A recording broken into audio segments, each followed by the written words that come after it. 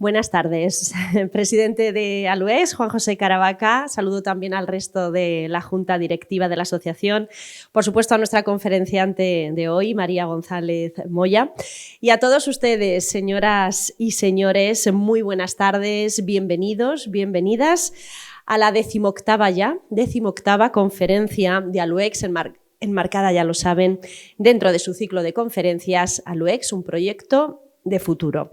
Conferencia la de este lunes, además, 10 de abril, que regresamos de las merecidas vacaciones de Semana Santa de ese segundo trimestre. Bueno, pues regresamos con mucha fuerza y con muchísimas ganas, como siempre, para afrontar estos últimos meses de este maravilloso ciclo. Y además hoy vamos a inaugurar un nuevo miniciclo enmarcado dentro del ciclo general y al que hemos titulado La presencia de la mujer. María González lo va a inaugurar, es un miniciclo prometedor que yo creo que nos va a gustar todas y cada una de las conferencias y en el que se hablará, como no, de la vinculación de la mujer en materias como la mitología, el arte, la literatura, la ciencia o la actualidad, con la presencia de la mujer hoy en Albacete. Bien, desde este lunes hasta el próximo 22 de mayo nos ocuparemos de todos y cada uno de estos temas. Eso sí, tendremos un pequeño paréntesis porque ha habido un cambio. La conferencia del 24 de abril, del lunes 24, la de la filóloga María José Herreros, cuyo título es de la conferencia Escritoras, y de aquí no se va a poder realizar por motivos personales de la conferenciante, ha tenido que anular muy a su pesar la conferencia, pero vamos a recuperar la otra conferencia que no pudimos tener también por motivos personales de la conferenciante. Era la conferencia de Paloma Sánchez Canivet, precisamente sobre su padre, sobre el escultor José Luis Sánchez. Y bien, por tanto, el 24 de abril tendrá lugar esta conferencia, la de Paloma Sánchez Canivet, sobre José Luis Sánchez. Bien, pues hecha esta aclaración, les voy a presentar ya a nuestra conferenciante de hoy, una pequeña pincelada para conocer su trayectoria, aunque bueno, la gran mayoría ya la conocen, ya la conocemos. María González Moya nació en Granada en 1961, es catedrática de griego. Ha ejercido como profesora en diferentes institutos de educación secundaria de Albacete, como el Bachiller Sabuco, el Federico García Lorca o Diego de Siloé. Entre 1987 y 1989 formó parte como actriz, en este caso, de la compañía albacetense Cómicos.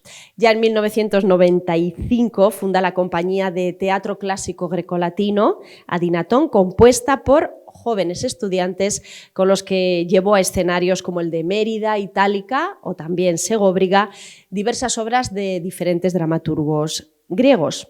Desde el año 2002 al 2005 impartió la asignatura Géneros Dramáticos, enmarcada dentro del programa de la Universidad de la Experiencia, ya saben, dentro de la Universidad Popular de Albacete.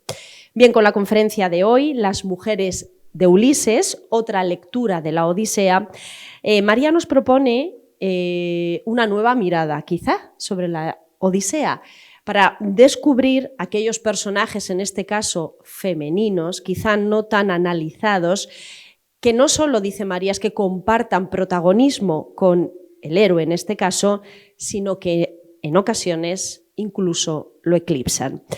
Bien, yo creo que una conferencia muy interesante de la que María, como siempre, nos va a descubrir maravillosas e interesantísimas enfoques y perspectivas, así que les dejo ya con nuestra conferenciante y, como siempre, esperamos que la disfruten. Muchísimas gracias. Bueno, se oye bien, ¿no? Bien. Muchísimas gracias, María José. Muchas gracias a todas las instituciones, gracias a las cuales hoy tenemos la posibilidad de estar reunidos aquí en este ciclo maravilloso de conferencias, que espero que sean muchos más.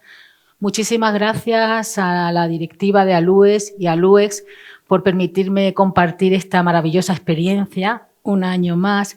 Y también mi cariño y mi agradecimiento a Estela y a Carmen Rosa, que de alguna manera, positivo, por supuesto, son como esas sirenas de la Odisea, a cuyo canto uno no puede nunca resistirse, y por eso estoy aquí.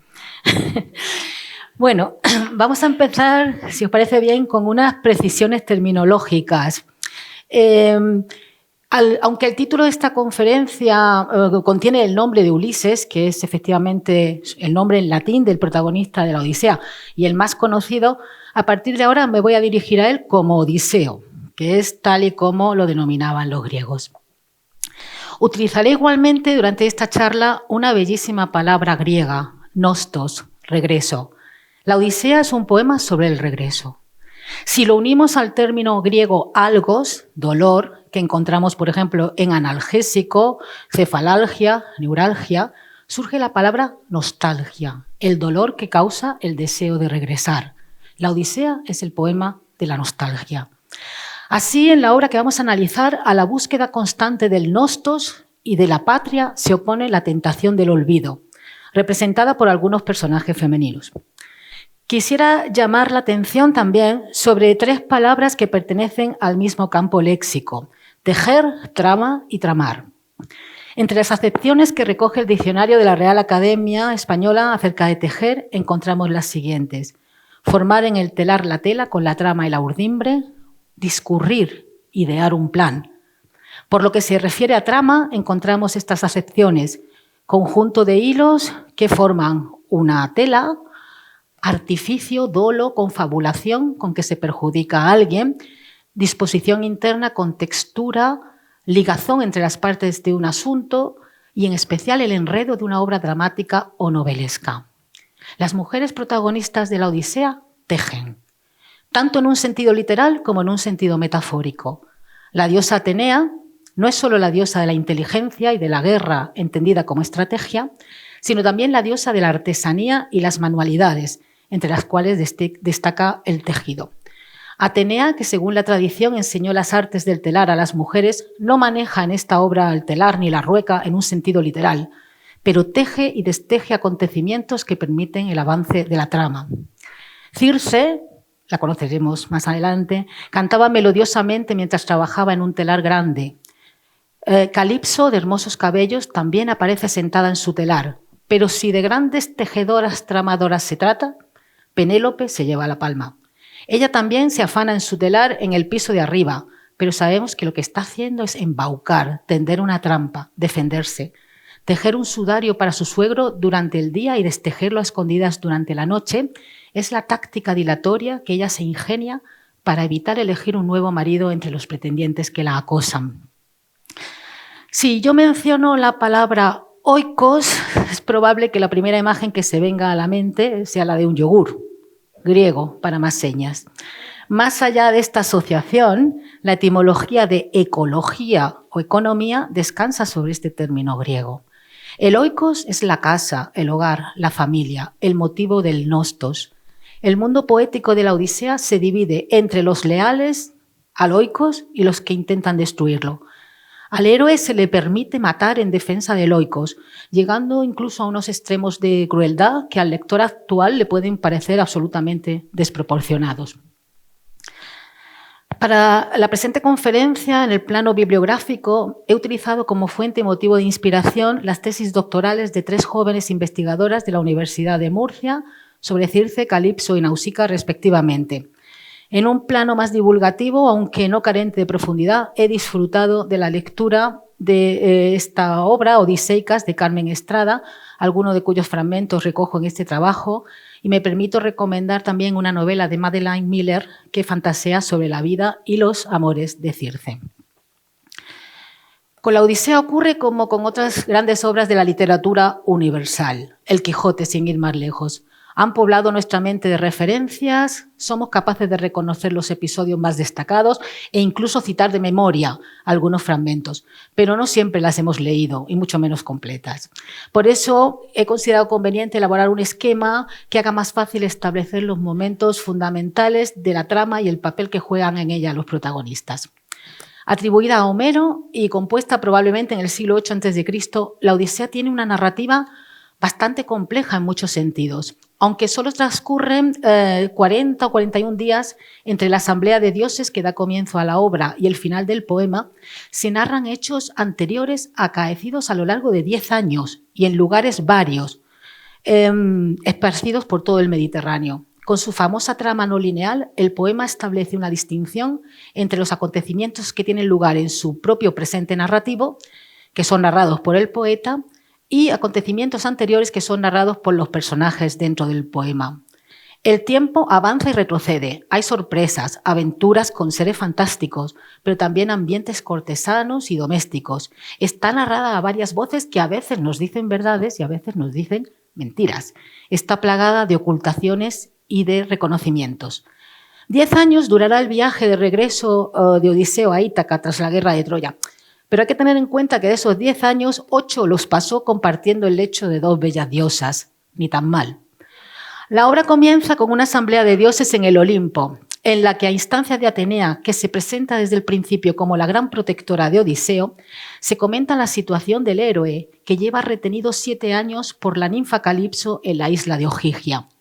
Se toma la decisión de enviar a Hermes para que comunique a la ninfa que ha llegado el momento de dejarlo partir. Pero la ejecución de este acuerdo queda narrativamente en suspenso porque, mientras tanto, Atenea decide desplazarse a Ítaca, donde la situación es extremadamente complicada.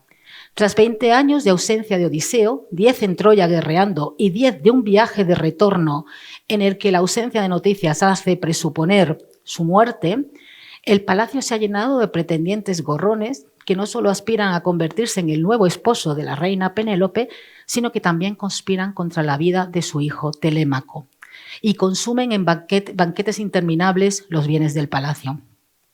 Instigado por Atenea, que adopta la figura de un fiel amigo de Odiseo, Telémaco emprende un viaje que le lleva a Pilos y a Esparta en busca de noticias de su padre.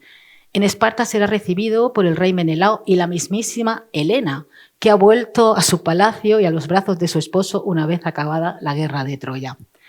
Mientras tanto, se ejecuta finalmente la decisión que se ha tomado en la Asamblea de Dioses de liberar a Odiseo de su retención en la isla de Ogygia. Y el dios Hermes viaja hasta la isla para comunicarle a la ninfa Calipso que tiene que dejar marchar a Odiseo.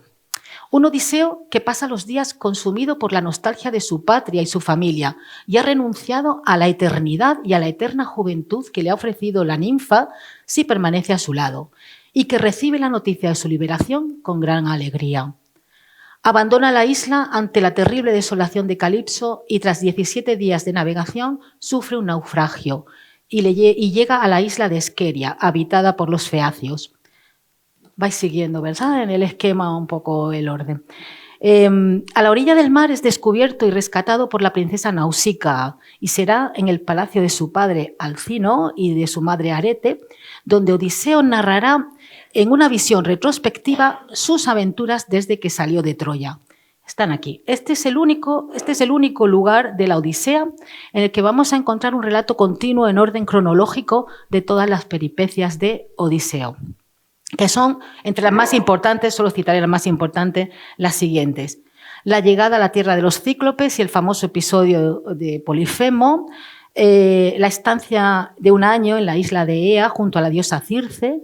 Esta había ofrecido a sus hombres un brebaje que los había convertido en cerdos, pero Odiseo, advertido por el dios Hermes, había comido como antídoto una flor que impediría que el poder de Circe actuara sobre él. Tras un primer encuentro sexual, Circe se convierte en una aliada y devuelve a los hombres su apariencia humana. Otro episodio muy famoso, muy conocido, es el de la bajada al Hades para interrogar al adivino Tiresias sobre el camino de regreso. En el reino de los muertos se encuentra con una desagradable sorpresa y es el alma de su madre Anticlea que ha muerto durante la ausencia de su hijo. Otro episodio que todo el mundo conoce es el de la travesía ante la isla de las sirenas, que retomaremos después. Estos monstruos mitológicos de torso y cabeza de mujer y el resto de cuerpo de pájaro atraen a la muerte con su canto bellísimo a los marineros. Odiseo tapona con cera los oídos de su tripulación y él se hace atar al mástil de la nave para poder escuchar el canto de las sirenas sin perecer en el intento. El paso entre Escila y Caribdis, que son 2 monstruos marinos femeninos que acaban con la vida de 6 de sus tripulantes, y finalmente la llegada del héroe como náufrago a la isla de Calipso tras su naufragio. Aquí acaba el relato de Odiseo narrador sobre sus aventuras en la corte de los feacios. La corte feacia queda fascinada con la elocuencia y el porte del extranjero, e incluso el rey Alcino le sugiere la boda con su hija Nausica. Como Odiseo insiste en su deseo de regresar a casa, se apareja una nave que finalmente, después de 10 años de guerra y 10 años de aventuras en el mar, lo llevará a casa, a Ítaca. Siguiendo las instrucciones de su eterna protectora Atenea, se metamorfosea una vez en Ítaca en un mendigo y de esa manera pone a prueba la lealtad de sus sirvientes y evita el ataque de los pretendientes. Me recuerda un poco al empresario del programa del jefe infiltrado, que se camufla bajo un disfraz para observar el comportamiento de sus empleados y que luego distribuye los premios y castigos que considera pertinentes. Pues esa es la técnica que él va a utilizar también. Acogido benévolamente por el porquero Eumeo, se reencuentra en la choza de con su hijo Telémaco, que también acaba de regresar de su viaje. Se producen 2 reconocimientos más, uno de ellos especialmente emotivos. Su viejo y fiel perro Argos, que ha aguantado 20 años y que muere de emoción en el momento en el que reconoce a su amo. Y también su nodriza Euriclea, quien al lavar los pies del mendigo ve una cicatriz que la lleva a identificar al forastero. Los pretendientes humillan en palacio a ese anciano indigente en quien no distinguen a Odiseo. Penélope, que para retrasar la futura boda ya previamente había urdido la estratagema del telar, propone un certamen. Aquel de los pretendientes que logre tensar el arco de Odiseo y atraviese con una flecha el ojo del mango de 12 hachas clavadas en la tierra, formando una hilera bien recta, se convertirá en su esposo. Ninguno de los pretendientes logra llevar a cabo este reto, pero de repente el mendigo, para sorpresa de los asistentes, tensa el arco, ajusta la cuerda y tomando una flecha atraviesa los agujeros de las 12 hachas. Se inicia entonces un sangriento episodio en el que Odiseo, con el auxilio inestimable de Atenea, todo hay que decirlo que Atenea va desviando las lanzas de los enemigos y eso ayuda muchísimo, acaba con la vida de los pretendientes y de las criadas traidoras de su casa. Se produce el encuentro de Odiseo, ya recuperado su aspecto original, al que Atenea había añadido un plus de hermosura, y Penélope, que también había sido previamente embellecida por la diosa. Disipadas todas las dudas, los esposos se abrazan entre lágrimas, gozan del amor placentero y se cuentan sus respectivas aventuras en una noche que Atenea prolonga más allá de los límites naturales para dar tiempo a la pasión y a la conversación. La obra concluye con la narración del viaje de las almas de los pretendientes al Hades, el emocionado encuentro de Odiseo con su padre Laertes y un último violento enfrentamiento entre los parientes de los pretendientes y Odiseo, hasta que intervienen Zeus y Atenea y fuerzan el cese de las hostilidades. La Odisea es un poema épico extremadamente complejo, en el que confluyen aportaciones de una tradición oral que arrastra consigo variantes lingüísticas, culturales y mitológicas, lo que crea en ocasiones cierta sensación de artificiosidad y de incongruencia. Sin embargo, también existe un juego de conexiones internas que otorga una coherencia básica a la obra y una consistencia psicológica a los personajes, que de alguna manera nos va a permitir describir su personalidad y establecer juicios sobre su comportamiento. En Grecia, en la época arcaica, las mujeres se situaban en un espacio propio y restringido, tenían ocupaciones específicas, no participaban en las actividades públicas, eran intercambiadas entre familias como esposas o esclavas. Por el contrario, los hombres tenían propiedades, vivían tanto en la casa como en el exterior, eran protagonistas en las actividades públicas, elegían sus parejas sexuales, etc. En la Odisea, sin embargo, estos dos mundos se alejan en muchas ocasiones del prototipo que los caracteriza. Por una parte, la Odisea minimiza la importancia de la masculinidad. No hay acciones colectivas de varones que resulten especialmente honorables. Por otra parte, las mujeres salen de sus habitaciones, hablan en público, narran historias, toman decisiones que afectan a los hombres y que influyen decisivamente en la trama. Si bien en la Ilíada el hombre es protector, en la Odisea son las mujeres las que dirigen, aconsejan y protegen. Destaca también que no hay ni una sola ocasión en la que un hombre salve a una mujer en apuros, pero sí varias en las que distintas mujeres salvan al protagonista de una muerte segura. La novedad que aporta la Odisea es que el deseo erótico y la voluntad amorosa no son exclusivas de los varones. Las mujeres expresan su aprecio por la belleza masculina y aparecen como sujetos del deseo sexual. Los encuentros amorosos en la Odisea tienen lugar por voluntad de los dos miembros de la pareja. Existe, no obstante, una salvedad: el periodo de tiempo en que Odiseo, sin deseo ya, se veía obligado a satisfacer a Calipso. En este caso, la inversión del género que se doblega es evidente. En una cultura en la que los matrimonios eran concertados en función de los intereses familiares, tanto Penélope como Nausicaa se sienten dueñas de elegir marido. En un contexto en que las esclavas eran propiedad sexual de los dueños y las esposas no tenían derecho a protestar por ello, Laertes, el padre de Odiseo, renunció al sexo con la joven esclava Euriclea cuando la compró para no incomodar a su esposa. Algo especialmente llamativo para el lector de esta obra es la presencia y la frecuencia del llanto. Pero el llanto en la Odisea es cosa de hombres. Penélope es una de las pocas mujeres cuyo llanto es referido en la Odisea, y su motivo es la añoranza del marido ausente y la inquietud por su hijo. La mayoría de los llantos son varoniles. Odiseo, el héroe, es el que más llora.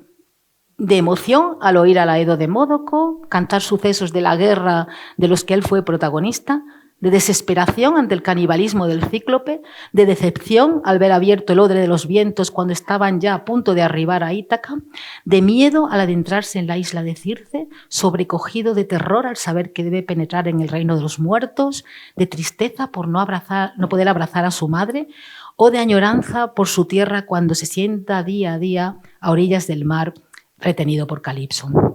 Quizás una asociación posterior del llanto con lo débil y lo femenino contribuyó a que algunos críticos de épocas más tardías sugirieran que la Odisea o bien era una obra menor, o bien había sido creada para un público de mujeres o incluso escrita por una mujer. Sin embargo, no es una idea de debilidad ni de flaqueza lo que expresa el poema en los hombres o en las mujeres que lloran.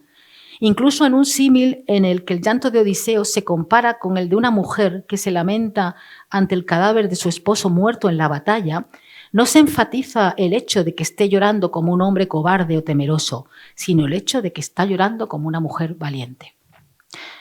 Esto ha llevado a críticos literarios como Samuel Butler en su obra La autora de la Odisea, publicada en 1897, a proponer que el poema había sido escrito por una mujer, a la que llega a identificar incluso con la joven Nausicaa, una de las protagonistas femeninas del poema.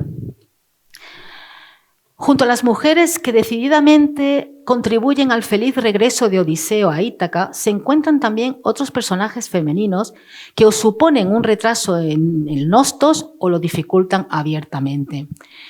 Estas mujeres obstaculizadoras, cuya relación con Odiseo se transmite casi siempre a través del relato interesado del propio protagonista, son a menudo monstruosas y su amenaza es literal o simbólicamente sexual, ejemplares específicos del peligro de ser engañado, castrado, ocultado o aniquilado, contra el cual lucha el héroe constantemente. La combinación de los factores mujer, agua y peligro, que siempre fascinó a los griegos, la encontrará el héroe en personajes como Caribdis, que según se nos describe en el poema, sorbe ruidosamente la negra agua. 3 veces durante el día la suelta y otras 3 vuelve a sorberla, y parece representar un remolino o el fenómeno de las mareas. Y Escila, el monstruo caníbal con 12 patas, 6 largos cuellos rematados con 6 cabezas, en las que destacan 3 filas de dientes apiñados y espesos llenos de negra muerte, que aúlla como un cachorro recién nacido, y parece combinar varios aspectos de los habitantes más aterradores de las profundidades marinas. Sus apéndices sugieren un pulpo o un calamar, y el triple conjunto de dientes nos recuerda al cazón, una variedad de pequeño tiburón. Al paso de la nave de Odiseo por su cueva, devorará a 6 de los marineros. También habitan en el mar las sirenas. Las sirenas representan el más serio desafío femenino para Odiseo, cuando la voz de las mujeres es un peligro mortal.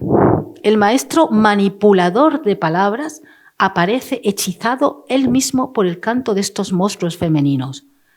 Aunque las sirenas son mujeres pájaro en la mitología griega, en la Odisea no se menciona ningún aspecto particular de su fisonomía. Están dotadas de voces seductoras con las que atraen a los marineros hacia una inevitable perdición. Son musas no autorizadas, seductoras en lugar de mujeres dependientes, y dominan el lenguaje de la poesía para sus propios fines inescrutables. A través de su canto y su paisaje, las sirenas atraen irresistiblemente a Odiseo, a pesar de que no lo invitan explícitamente a una relación sexual como harán Circe y Calipso, sino que lo tentarán con lo que más puede desear un espíritu curioso, el conocimiento. Entre las figuras femeninas que intervienen proactivamente en la consecución del nostos está, por supuesto, Atenea, esa especie de Virgen María protectora que aleja los peligros de Odiseo y por el cual diríamos que siente un divino amor imposible. Penélope, la esposa, la legítima, entiéndase entre comillas. Nausicaa, la adolescente que encuentra un príncipe azul, varonil y atractivo con el que sueña casarse. Arete, madre de Nausicaa y reina de los feacios, que crea el ambiente propicio para que Odiseo relate sus aventuras y se gane el favor del auditorio. Euriclea, la fiel nodriza que en Ítaca mantiene una lealtad inquebrantable hacia Penélope y Telémaco y un amor hacia Odiseo que la lleva a reconocerlo incluso antes que su mujer.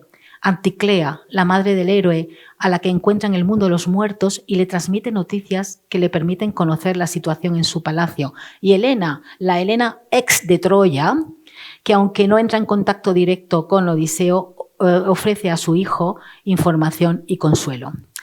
Las diosas Calipso y Circe son figuras paralelas. Ambas son divinidades menores que habitan en islas remotas, alejadas del mundo de los dioses olímpicos. Las dos oscilan entre los roles de oponente y ayudante del héroe. Aparecen en principio como una amenaza. Calipso tiene retenido a Odiseo y Circe convierte a sus hombres en cerdos, pero acaban ayudando, ambas de la misma manera.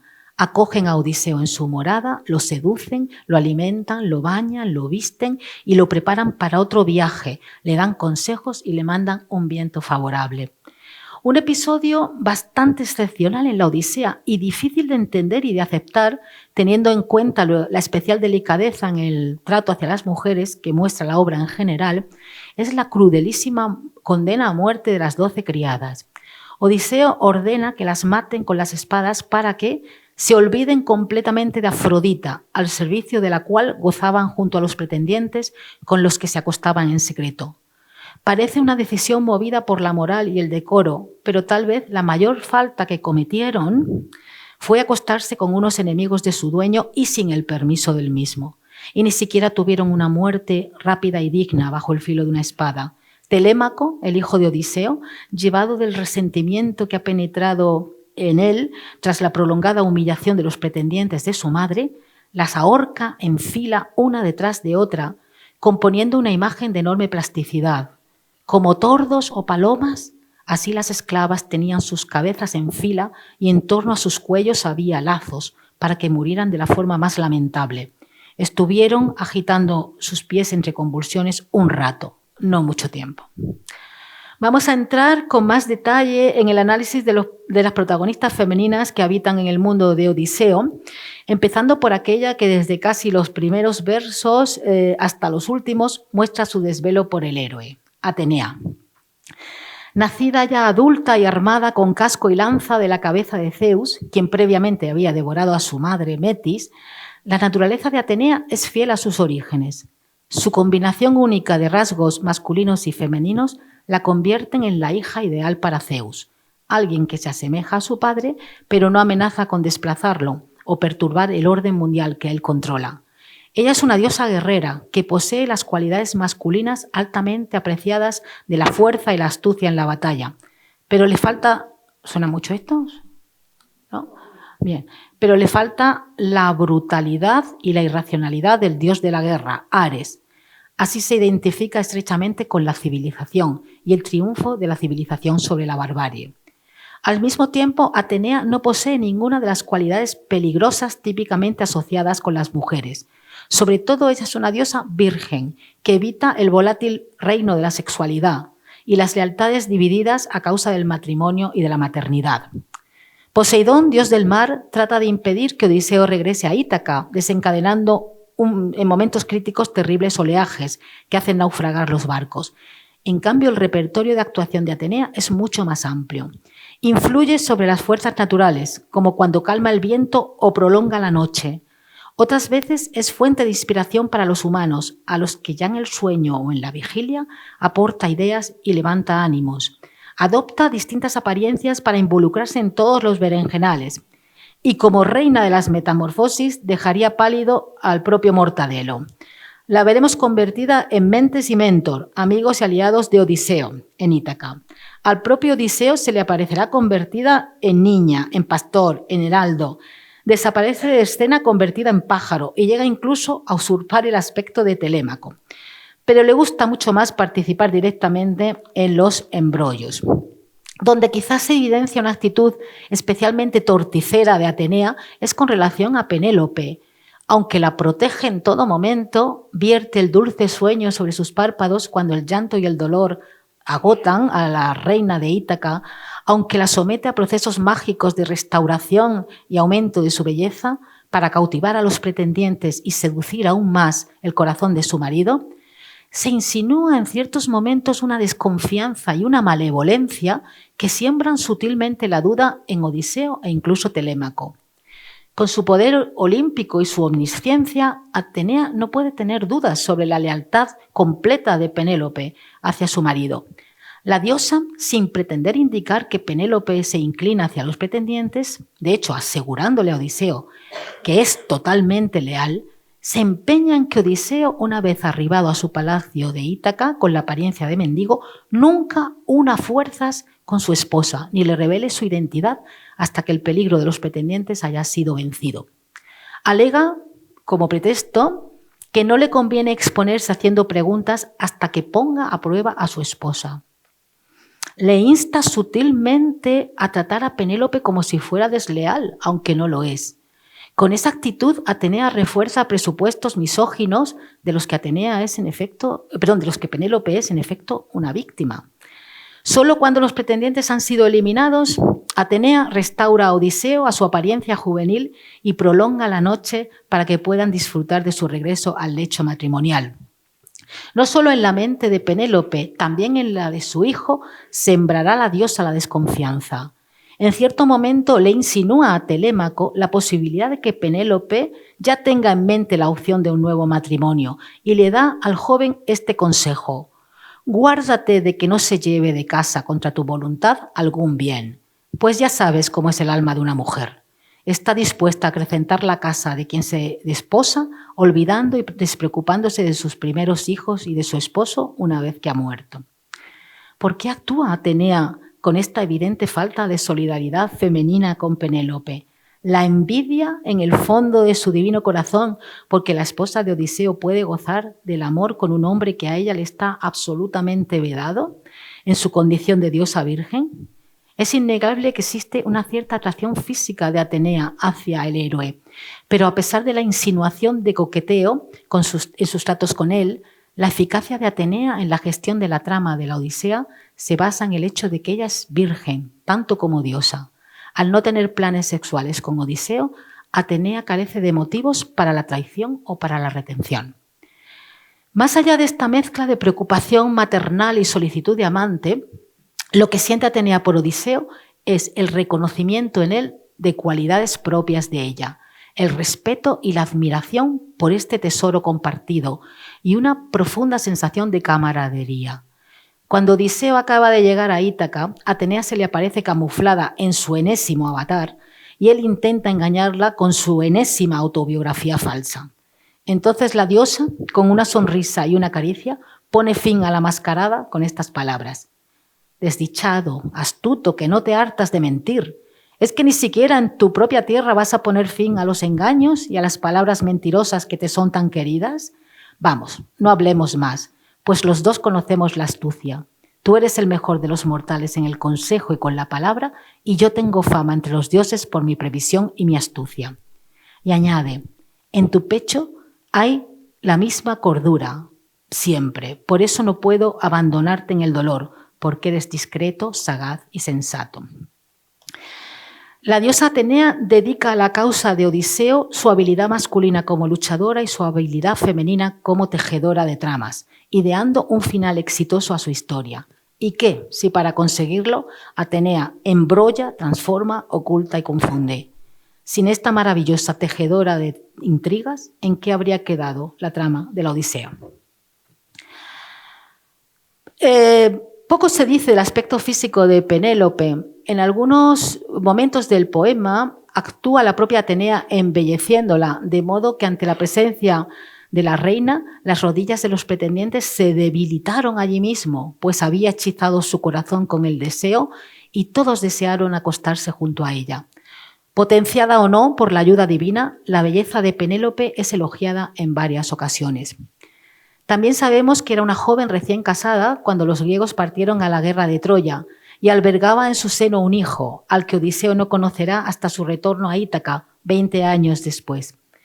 Penélope, a lo largo de la Odisea, protege el Oikos, casa y hogar de Odiseo y de Telémaco.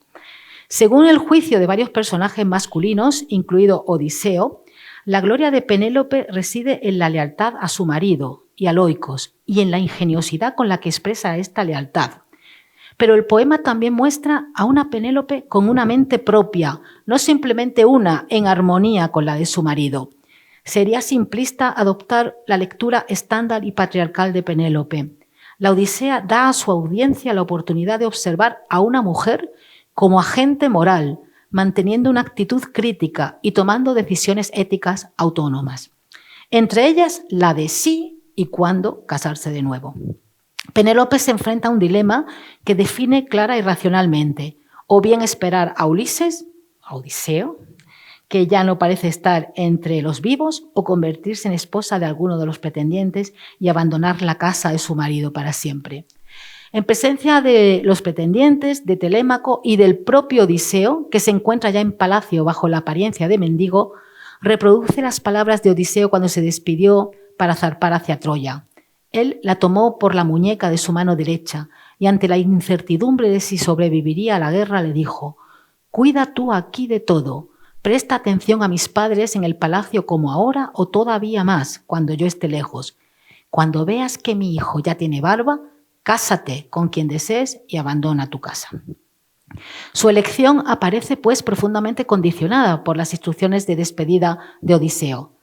Así pues, Penélope llega gradualmente al punto en el que está dispuesta a tomar una decisión socialmente responsable, la de encaminarse contra su voluntad hacia el nuevo matrimonio, sin contar con el peligro que la indecisión de Penélope supone para la vida de su hijo. Cuanto más tiempo aplace lo aparentemente inevitable, más tiempo permanecerán los pretendientes consumiendo los recursos del palacio e intentando asesinar a Telémaco, el legítimo heredero de un rey a quien creían muerto. En consecuencia, tanto volver a casarse como no volver a casarse son potencialmente actos de fidelidad moral a Odiseo. Se trata del dilema de una buena persona tratando de actuar correctamente sin tener un conocimiento completo de las circunstancias.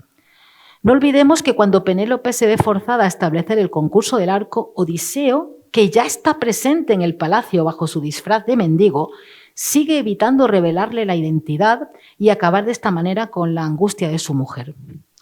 Algunos críticos han considerado que en el poema Penélope actúa en ocasiones de forma contradictoria y poco coherente.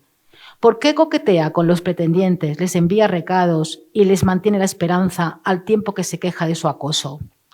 ¿Por qué hace tantas confidencias a un extraño, al supuesto mendigo al que acaba de conocer? ¿Por qué, si no quiere casarse, propone el certamen del arco que la llevará de manera irremediable al matrimonio cuando ha recibido señales indirectas de que el regreso de Odiseo es inminente? ¿Por qué se resiste a reconocer al marido cuando lloraba de forma incesante por su ausencia? ¿Cómo es posible que la nodriza hubiera notado, antes de reconocerlo claramente por la cicatriz, el parecido que tenía el mendigo con Odiseo y su propia mujer no se hubiera dado cuenta? Todo cuadra y adquiere verosimilitud si consideramos la posibilidad de que Penélope, la inteligente, la sagaz, la de buena cabeza, como el poema la define, hubiera empezado a sospechar la identidad del forastero desde el inicio. y la fuera confirmando en cada escena consecutiva hasta adquirir total certeza antes de proponer el certamen del arco. Es más, en mitad de la noche, Odiseo mendigo, desvelado por sus preocupaciones sobre el inminente enfrentamiento con los pretendientes, creyó que ella en su corazón ahora había conocido quién era. Finalmente, como una especie de revancha, será Penélope la que decida el momento de reconocer la identidad de su marido.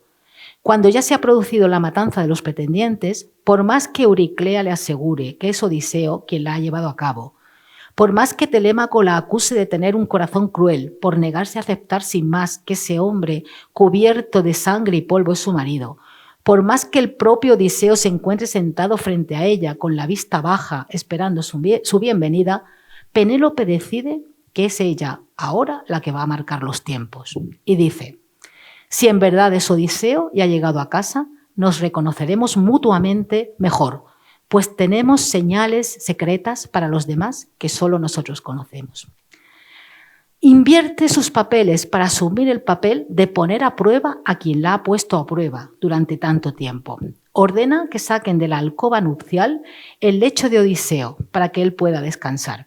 Es entonces cuando el mundo se le viene encima al héroe, porque no se trata de cualquier cama. La había tallado el propio Odiseo en el tronco de un olivo enraizado en el suelo de la alcoba, y la posición fija de la cama se entiende como un símbolo del matrimonio, permanente, duradera, estable e inalienable. El hombre que hubiera movido la cama habría hecho algo más grave que violar la idea de un matrimonio estable, pues al deshacer lo que Odiseo había hecho previamente, habría demostrado ser igual o incluso superior a él. Finalmente se produce entre lágrimas de felicidad el encuentro entre los esposos. Así se relata este momento.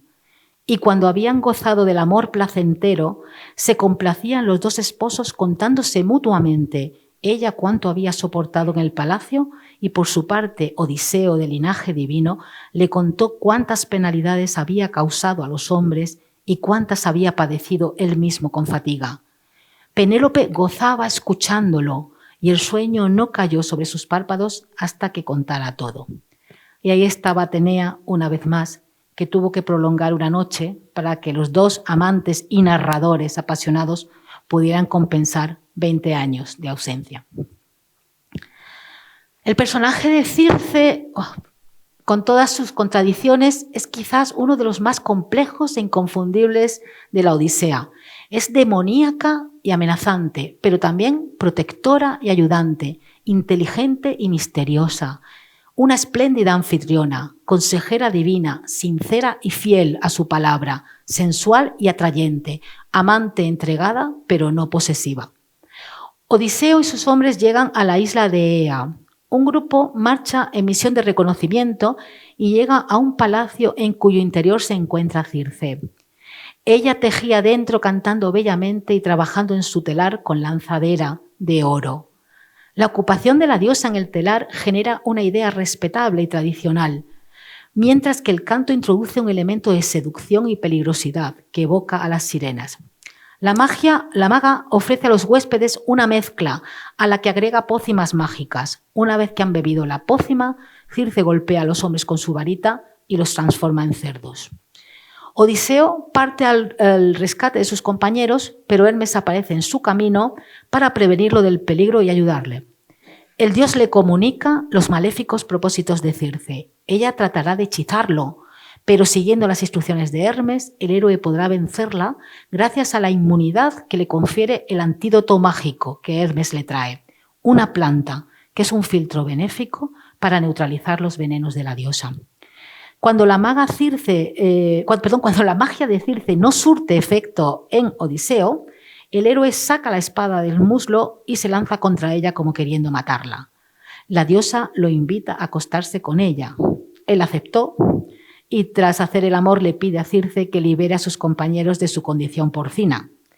Ella cumple sus deseos de inmediato y ejecuta la retrometamorfosis. No solo les devuelve su apariencia humana, sino que los hace más jóvenes, bellos y altos. Pero da la impresión de que algo de la magia de Circe ha causado un efecto, porque transcurre un año y Odiseo se ha olvidado del Nostos, del objetivo de regreso, perseguido durante tanto tiempo. Es algo que resulta sorprendente y también que el detonante para la partida sean las quejas de sus hombres, que desean marcharse y no entienden que el héroe se haya acomodado a su vida con Circe. En cualquier caso, la diosa se muestra dispuesta a cumplir sus deseos para que los viajeros no permanezcan más tiempo contra su voluntad. Pero anuncia a Odiseo que antes de marcharse tendrá que bajar al Hades para que el adivino Tiresias le haga una profecía y le proporciona consejos precisos sobre la topografía del lugar y el procedimiento a seguir. Cumplida la misión en el reino de los muertos, Odiseo y su tripulación retornan a Aea. Pasan todo un día comiendo y bebiendo para reponer fuerzas y al caer la noche, cuando todos duermen, Circe toma a Odiseo de la mano y recostada a su lado a la orilla del mar, intercambian impresiones y secretos como dos examantes bien avenidos. Es de ella el consejo que seguirá para salvarse de las dos sirenas. También le dará instrucciones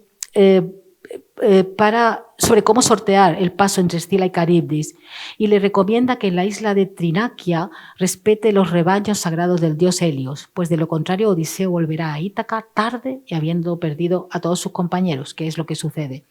Al amanecer, Circe se marcha sin despedirse. Hija del titán Helios y de la oceánide Perse, Circe acumula en torno a su persona elementos maravillosos conservados a través del folclore. La hechicera que convierte a los hombres en animales, la varita mágica, la hierba mágica, el antídoto, la liberación del encantamiento. Como muchas magas, Circe vive en un valle en mitad de un bosque y su residencia con lobos y leones domesticados mediante hechizos, ninfas sirvientes y lujo deslumbrante responde al motivo folclórico del palacio encantado. El encantamiento y atracción suscitado por una bella voz femenina es otro elemento habitual en los cuentos. La Circe maléfica, que administra un filtro y transforma a los hombres en cerdos, ocupa 23 versos de la Odisea, mientras que las acciones de la Circe benefactora se describen a lo largo de 374 versos. Sin embargo, en el imaginario popular y la tradición, la marca de Circe son esos malditos 23 versos. La riqueza de facetas del personaje homérico se irá perdiendo a lo largo de los siglos, en un proceso que comienza en la literatura griega, se intensifica en la latina y se generaliza a partir del medievo. Con la pérdida de sus rasgos positivos y la acentuación de los negativos, Circe se verá reducida a una simple maga o a una prostituta.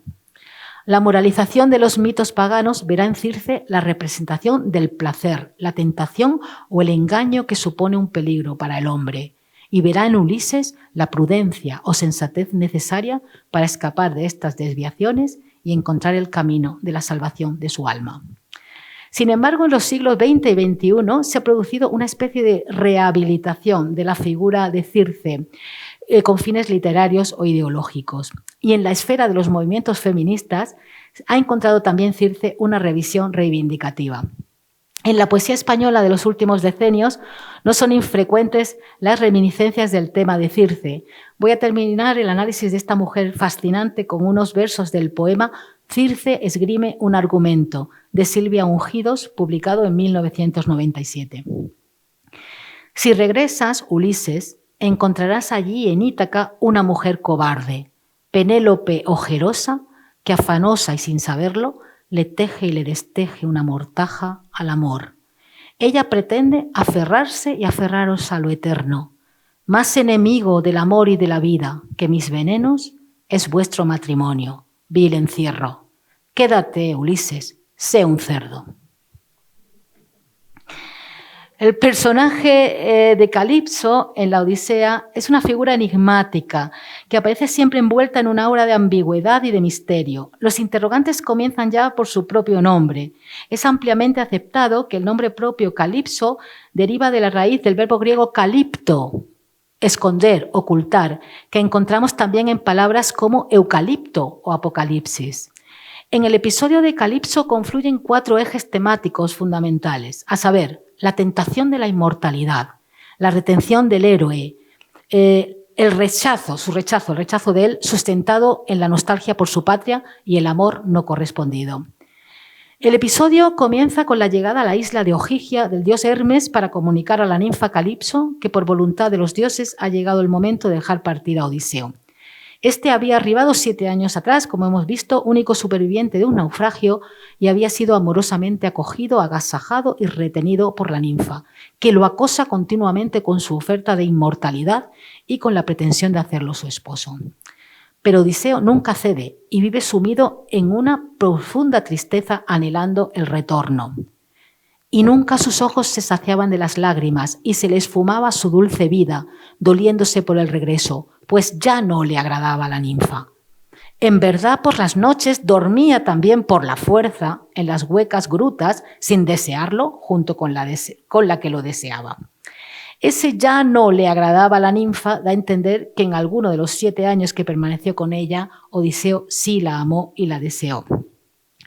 Calipso le oculta a Odiseo que ha recibido una orden divina para dejarlo marchar, quizás con la intención de evitar una última humillación. ¿Qué hubiera pasado si no llega esa orden divina? ¿Hubiera sopesado la ninfa el valor de su dignidad y hubiera dejado partir al héroe motu proprio?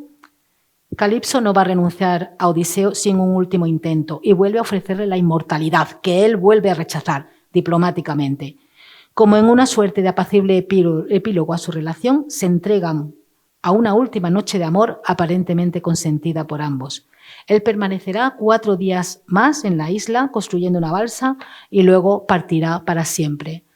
La pasión absorbente y posesiva de la ninfa y su ofrecimiento de la inmortalidad constituirán una dura prueba a la que el héroe debe someterse, especialmente por su carácter durativo.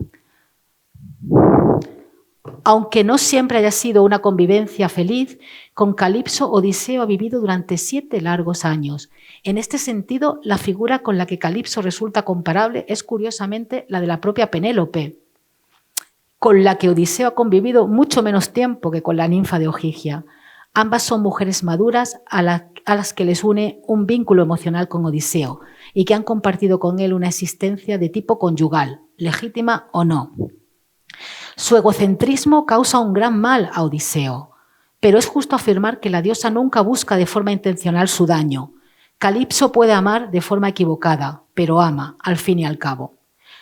Una cuestión que distingue el episodio de Calipso de otros en los que la resiliencia de Odiseo es también puesta a prueba es la pérdida del control que el héroe experimenta durante su estancia en Ogygia. Hasta ese momento él había elegido cuándo y cómo actuar, o si abstenerse de hacerlo.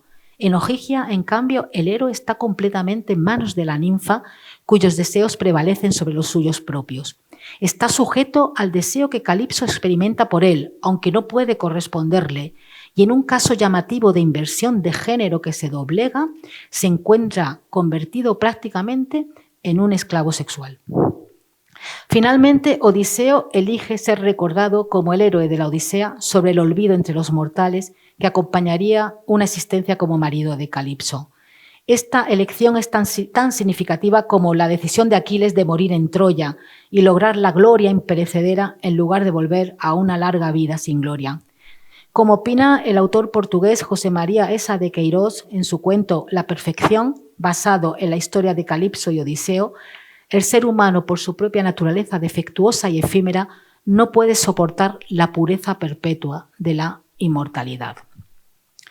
El canto sexto gira en torno a una adolescente, Nausicaa. Toda la escena está recorrida por un delicado erotismo apenas perceptible y revestido de sobreentendidos.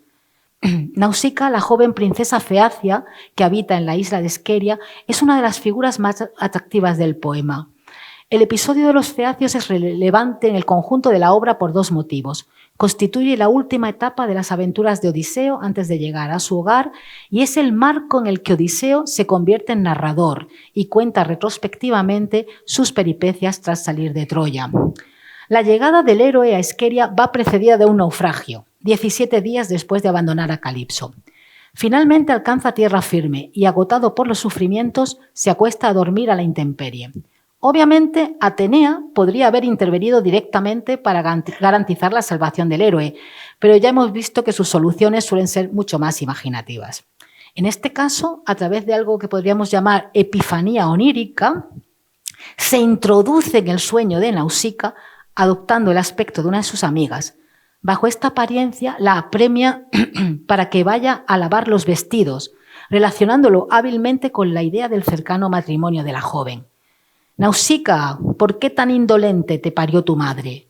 Tienes descuidados los espléndidos vestidos y eso que está cercana a la boda, porque ya no vas a estar soltera mucho tiempo, que te pretenden los mejores de los feacios. Nausicaa despierta, sorprendida por lo que acaba de ver en su sueño, y decide ir a pedirle a su padre Alcínoo un carro para ir a los lavaderos que se ubican en un río próximo a la playa donde se encuentra Odiseo. Siente pudor de mencionarle a su padre la idea del matrimonio, aunque este, que parece conocer a la perfección los anhelos de su hija, accede a sus deseos y sin indagar en los verdaderos motivos. Cuando llegan a su destino, Nausicaa y las doncellas que la acompañan se comportan como las niñas que son. Desatan las mulas, lavan la ropa saltando sobre ellas en las pilas, en una especie de divertida competición, la extienden sobre los guijarros a orillas del mar, se dan un baño, toman el almuerzo y aguardan a que el sol seque los vestidos. Se despojan de sus velos y deciden ponerse a jugar a la pelota. Recordemos que muy cerca de ellas, tras unos matorrales, se encuentra Odiseo prácticamente inconsciente. En un momento del juego, la diosa Atenea desviará el curso de la pelota y no hará que caiga sobre Odiseo y lo despierte de un pelotazo, que sería la solución fácil. La princesa tira la pelota a una sirvienta, pero la diosa desvía su curso haciendo que caiga en un profundo remolino en el mar. Las chicas gritan con fuerza y ese grito es el que despierta a Odiseo. Aunque desorientado y entumecido, se da cuenta rápidamente de la situación. Él, un varón adulto y aguerrido, está absolutamente desnudo y en un estado penoso a causa del naufragio, frente a unas despreocupadas jóvenes que, liberadas de sus velos, están jugando inocentemente. No sabe dónde se encuentra, pero su única salvación es salirles al encuentro. En palabras del poeta, salió de entre los matorrales el divino Odiseo y cortó con su robusta mano una rama frondosa para cubrirse sus vergüenzas de varón. Tuvo ese detalle el hombre. Claro que a continuación Homero lo compara a un león montaraz que, confiado en su fuerza, marcha empapado de lluvia y contra el viento y le arden los ojos. Lógicamente, las doncellas que ven aparecer a este hombre desnudo y con aspecto de bestia huyen aterrorizadas del lugar. Además, un hombre que va sosteniendo una ramita como ridículo taparrabos. Y la única que permanece quieta, pues Atenea le infundió valor, es Nausicaa. Odiseo se debate internamente sobre cómo abordar una situación tan delicada y lo hace exitosamente, dirigiéndole a Nausicaa unas palabras elogiosas. Si eres una de las mortales que vive sobre la tierra, felices 3 veces tu padre y tu soberana madre, y 3 veces felices tus hermanos. Sin embargo, más feliz en su corazón que todos, el esposo que te lleve a casa. Con estas palabras, no solo conseguirá que la chica se sienta segura, el corazón adolescente de la princesa comienza a fantasear con la idea de que ese esposo sea Odiseo. Las doncellas proporcionan lo necesario para el baño y aunque en el código de la nobleza de los poemas homéricos es corriente que el huésped sea alabado por mujeres, Odiseo, consciente de su desnudez y de su aspecto y del miedo de las muchachas, desea lavarse solo. Tras ungirse con aceite y vestirse, Atenea le hace parecer más fuerte, más alto y más bello, y esto da lugar a una escena de confidencias entre Nausicaa y sus doncellas, en la que la princesa verbaliza sus sentimientos. Antes me parecía que era desagradable, pero ahora se parece a los dioses que habitan el vasto cielo. Ojalá fuera llamado mi esposo alguien así. Nausicaa le indica cómo llegar al palacio de sus padres y le explica que una vez dentro de la casa, a quien debe dirigirse primero es a la reina Arete, su madre, no al rey, Alcínoo. La hija, que los conoce bien, deja bien claro también quién ejerce el poder en el palacio. Con su elocuencia y su encanto, Odiseo se gana el favor de los reyes feacios, quienes le proporcionan una nave para regresar a casa, pues ya no se encuentra muy lejos de Ítaca. Pero antes, en el Mégaron, en el Salón del Trono, arropado por la hospitalidad de Alcínoo y Arete, narra todas las peripecias que ha sufrido desde su salida de Troya hace 10 años. Al contrario de lo que suele ocurrir en los cuentos, es la princesa la que se quiere casar con el forastero y este el que la rechaza. Luis Alberto de Cuenca, cuya poesía está llena de referencias a la tradición grecolatina, dedica estos versos a Nausicaa. Todo es entrega en ti, dulce Nausicaa, pero él está aburrido de la fiesta, perdido en el recuerdo de la patria, y no se fija en ti ni en ese cuerpo de diosa acribillado de mensajes que nunca llegarán a su destino. Pero ¿cómo era este Odiseo que despierta así el amor de mujeres y de diosas? En la Ilíada se nos informa de que Odiseo era más bajo que Menelao y que Agamenón, aunque era ancho de hombros y de aspecto majestuoso cuando estaba sentado. Y en la Odisea Alcino lo define así, que no es vulgar en su natural, en sus músculos y piernas, en sus 2 brazos, en su robusto cuello y en su gran vigor. Y añade, tienes la habilidad de moldear las palabras. Efectivamente, son sus palabras, su elocuencia, su capacidad para convencer, hechizar o, cuando se presenta la ocasión, embaucar, la fuente de su atractivo. Sin embargo, es cierto que en esa tradición literaria posterior podemos encontrar algunas observaciones jocosas y un poco vulgares sobre la verdadera causa del atractivo de Odiseo. Y como el humor nunca está de más y sirve siempre para conjurar los malos momentos, me voy a permitir, aunque sea un poco grosero, ofreceros un fragmento, un priapeo en latín de época de Augusto, y para que no suene tan mal, por lo menos en mi voz, voy a utilizar un latinismo cuando vea que la palabra es malsonante, aunque aparecerá ahí escrita. ¿Me lo permitís? Vale. Aquí leemos que Circe y la Atlántida Calipso desearon el grandia vasa del varón Duliquio. También la hija de este Alcino se admiró del membrum, que apenas pudo tapar con una frondosa rama. Sin embargo, él se dirigía hacia su vieja y todo su pensamiento estaba incunno tuo, Penélope. Ahí está, en español. Yo me aferro al latín, que queda mucho menos bravo, ¿no? Después de lo expuesto, creo que se puede concluir que la Odisea, dentro de los condicionamientos de la época y del género literario, en la Odisea se respira una cierta atmósfera de igualdad de género. Circe y Calipso no forman parte de un hogar convencional. Son diosas que viven solas, independientes, sin padres, sin maridos, sin hijos. Odiseo y Atenea disfrutan haciendo planes en común. Odiseo y Nausicaa coquetean con precaución. Odiseo y Penélope salen airosos de las dificultades y recuperan su relación. Y en todos los casos ellas actúan como sujetos. Las figuras de estas mujeres, los episodios en los que aparecen, las interpretaciones que han generado han servido como fuente de inspiración para la recreación o la reelaboración en obras literarias de otras épocas. Me gustaría concluir esta charla con un pequeño fragmento del libro Los motivos de Circe, de Lourdes Ortiz, publicado en 1988. En este fragmento, Penélope, acostada junto a Odiseo, se enfrenta a la rutina que se ha instalado de nuevo en sus vidas. Todos los jóvenes de Ítaca, los más hermosos, han muerto ya. Ahora por las noches, cuando Atenea, la de ojos de lechuza, cierra sus ojos y la incita al sueño, Penélope recuerda el murmullo de las voces, los encuentros furtivos en las esquinas del palacio tras las columnas y acaricia con melancolía la piel reseca y fría del esposo, que a su vez sueña con los brazos siempre frescos de Circe, con la juventud de Nausicaa o el encanto hechicero de Calipso. Muchas gracias.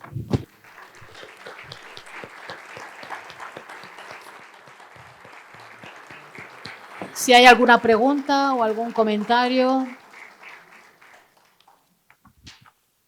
Pues nada, muchas gracias. Bueno, pues ya lo ha dicho María. Si hay alguna pregunta, levantan la mano.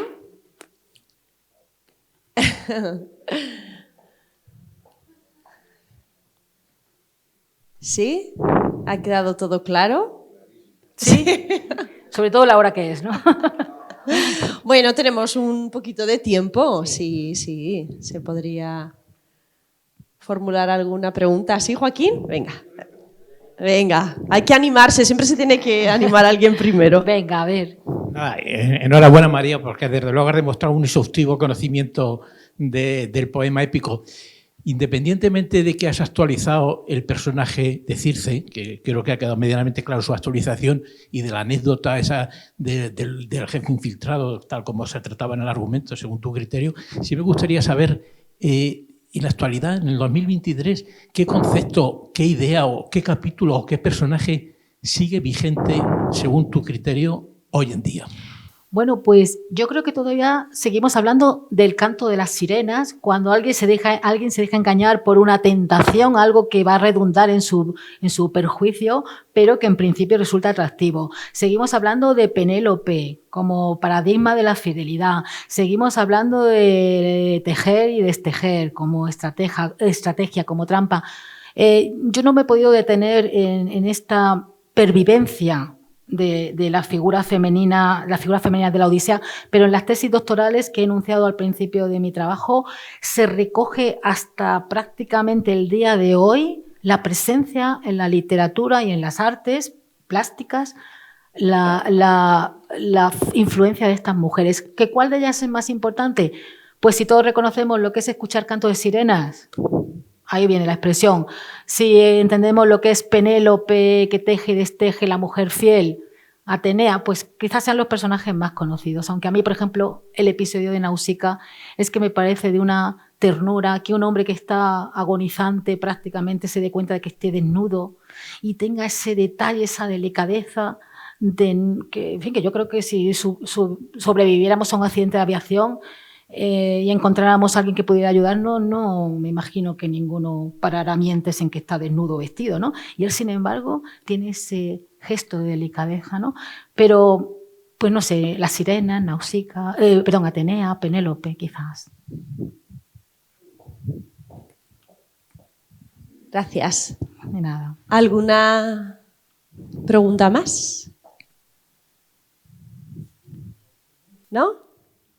Bueno, pues lo dejamos aquí entonces. Muchas gracias por haber venido a vosotros, que no os he dado las gracias al principio. Gracias. Vamos a pedir a nuestro presidente, a Juan José, que nos acompañe en este escenario. María, también si eres tan amable y os colocáis los dos delante.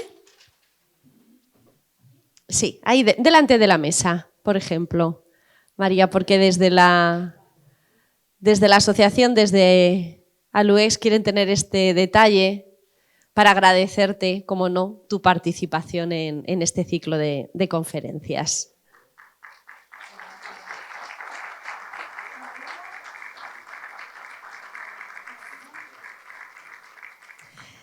La próxima semana regresamos, lunes 17 de abril, 18:30 horas, como siempre. Conferencia de la doctora en Filología Española, Emilia Cortés Ibáñez, bajo el título Retrato de Zenobia Camprubí. Hasta entonces, les esperamos. Muchísimas gracias.